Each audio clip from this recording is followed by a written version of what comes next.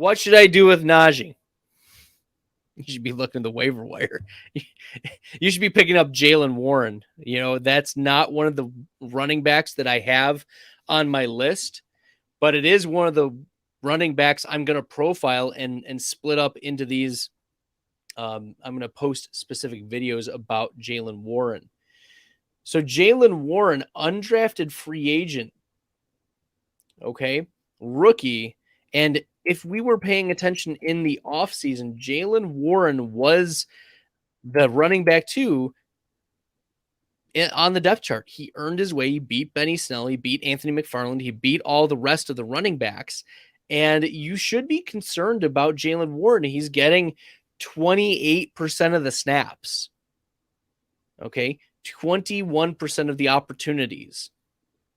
Okay. This is a player who his true yards per carry is 5 yards per carry, 12th in the NFL.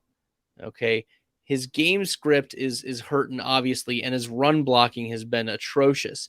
But Jaylen Warren is a very, very interesting player. And in fact, he played more snaps in week 5 than Najee Harris. So I don't think there's going to be any benching of Najee. I think as the game script got out of hand. But the reality is 5 for 24 this past week, 4 receptions, 5 targets, 39 receiving yards. If you're desperate, absolutely desperate for running back, you need to get Najee or Jaylen Warren as a handcuff. Maybe he's just a pure handcuff. Maybe you are all set and you're like, who am I going to pick up with the waiver wire in deeper leagues? Pick up Jaylen Warren. If Najee Harris gets hurt or if he's dealing with this Liz Frank again, if they decide to shelf him for some reason or there's some injury that pops up, Jaylen Warren steps into a running back 1 role. And I'm not saying that he's going to produce running back 1 or even running back 2 numbers, but you also don't want to find out with that player on someone else's team, right? It's always good to grab someone else's Najee handcuff. I think that's a more optimal pickup. So what should you do with Najee? You should bench him.